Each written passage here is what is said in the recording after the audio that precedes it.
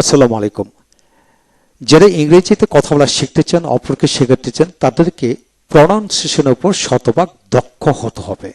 তাই আসুন এই বইটি কিভাবে সাজানো হলো সেটা জেনে নেই, তারপর সূচিপত্র দেখব, তারপর একের পর এক প্রতিটি পৃষ্ঠা থেকে ভিডিও লেকচার দেখে সেই সকল বিষয়গুলো আমরা রপ্ত করে নিব।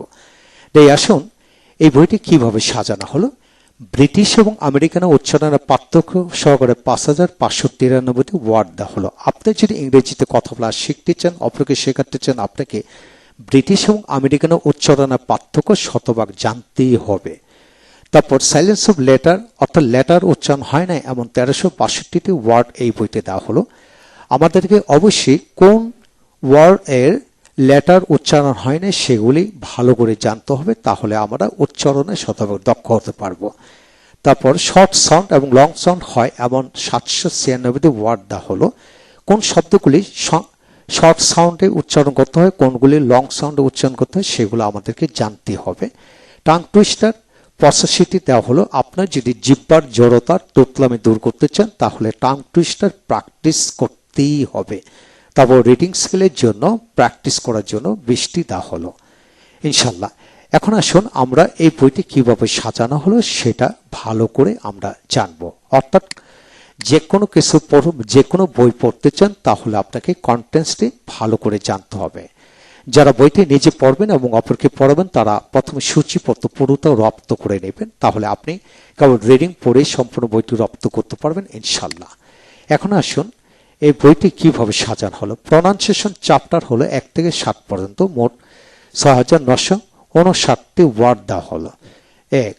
প্রনাউন্সিয়েশন অফ ইংলিশ অ্যালফাবেট, অর্থাৎ এ থেকে জেড পর্যন্ত কোন অক্ষর ব্রিটিশ এবং আমেরিকান উচ্চারণে কতভাবে উচ্চারিত হয় এবং সাথে ইন্টারন্যাশনাল ফনেটিক্স অ্যালফাবেট সাউন্ড কেমন হয় তা দেওয়া হলো।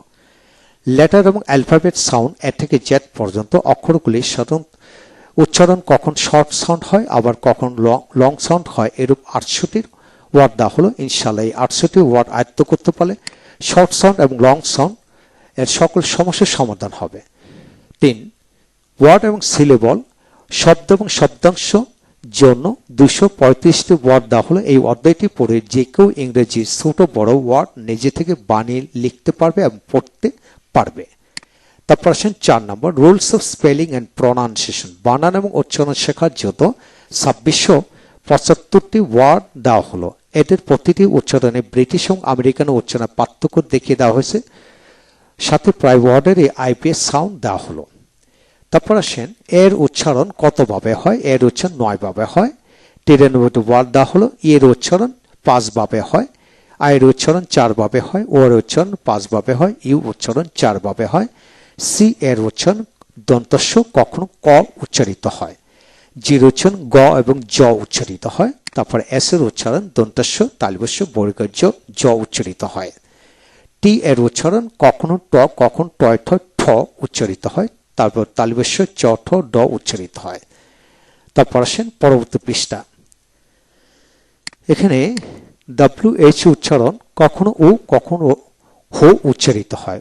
ও এবং ও উচ্চারিত হয় এরূপ 44টি ওয়ার্ড দেওয়া হলো। হো উচ্চারিত হয় 51টি শব্দ ওয়ার্ড দেওয়া হলো। এখন আসেন 5 নম্বর, সাইলেন্স অফ লেটার, অর্থাৎ অক্ষর উচ্চারণ হয় না এমন 1365টি ওয়ার্ড দেওয়া হলো। এই ওয়ার্ডটি ব্রিটিশ এবং আমেরিকান উচ্চারণের পার্থক্য সহ এবং সাথে প্রায় ওয়ার্ডের আইপিএস সাউন্ড কেমন হয় তা দেওয়া হলো।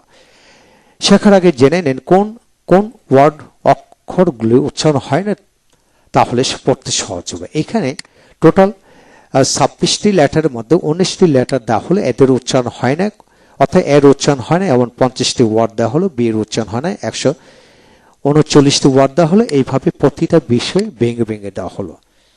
বাংলা একাডেমি ডিকশনারি প্রথম থেকে শেষ পর্যন্ত প্রতিটি পৃষ্ঠার লাইন টু লাইন দেখে খুঁজে বের করে মোট 1362টি ওয়ার্ড এখানে দেওয়া হলো। তাই সবাইকে বলবো কারো কষ্ট করে খুঁজে বের করতে হবে না ইনশাল্লাহ। ইংরেজি 26টা অক্ষরের মধ্যে F J M O Q R V X Z এদের তেমন কোনো সাইলেন্ট লেটার নেই। এখন আসে প্রনাউন্সিয়েশন অফ ডাবল লেটার, অর্থাৎ যুগল অক্ষরে উচ্চারণ। এই অধ্যায়টি পড়ে যে কেউই তার প্রনাউন্সিয়েশন স্কিল আরো স্ট্রং করতে পারবে। প্রথমে জেনে নেন যে লেটারগুলি ডাবল হয়, অর্থাৎ ইংরেজিতে 16টি লেটার আছে, এদের ডাবল হয়। যেমন বি সি ডি ই এগুলো ডাবল হয়। এখন ডাবল বিতে 44টি শব্দ দেওয়া হলো, ডাবল সিতে 52টি, এইভাবে প্রত্যেকটা হিসাব করে দেওয়া হলো যাতে আপনাদের পড়তে বা পড়াতে সহজ হয়। এখন আসেন 7 নম্বর হলো ব্রিটিশ এবং আমেরিকান প্রনাউন্সিয়েশন। ব্রিটিশ এবং আমেরিকান উচ্চারণের পার্থক্য মোট 1022টি ওয়ার্ড দেওয়া হলো, অর্থাৎ পুরো ডিকশনারি 8-10টি ডিকশনারির গেটে এই শব্দগুলো বের করে, অর্থাৎ কমন শব্দগুলো দেওয়া হলো যেগুলো আমরা লিখতে পড়তে বলতে আমরা সবসময় ব্যবহার করি। তারপর স্ট্রং 8 নম্বর, স্ট্রং অ্যান্ড উইক বার এরূপ 600টি মতো শব্দ দেওয়া হলো সঠিক উচ্চারণের সহিত। How to practice with ES, ES বসে এমন 220টি ওয়ার্ড দেওয়া হলো।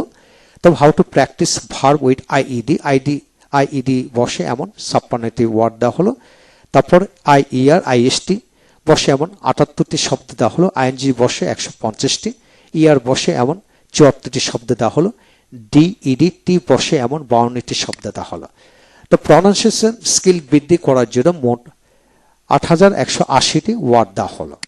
তারপর আসেন এখন ইংলিশ রিডিং স্কিল প্র্যাকটিস করার জন্য টাং টুইস্টার 85টি দেওয়া হলো। শুদ্ধ উচ্চারণ দ্রুততর ভাবে কথা বলা চমৎকার একটা কৌশল। এটা যদি আপনি প্র্যাকটিস করেন তাহলে আপনি যাবতীয় তুতলামি, জড়তা, এভরিথিং দূর হয়ে যাবে। তারপর রিডিং স্কিলের জন্য 20টি প্র্যাকটিস করার জন্য দেওয়া হলো। আমি এটাই বলবো, যত বেশি রিডিং পড়বেন তত বেশি আপনার ইংরেজি প্রনাউন্সিয়েশন সুন্দর হবে। এই হলো আজকের বিষয়। পরবর্তীতে আমরা চ্যাপ্টার 1, 2 নিয়ে এইভাবে একের পর এক আলোচনা করব। যারা শিখতে চান, অপরকে শেখাতে চান, তারা প্রতিটি ভিডিও লেকচার প্রথম থেকে শেষ পর্যন্ত ভেঙে ভেঙে বুঝে নেবেন ইনশাআল্লাহ। ভালো থাকুন। Thank you very much.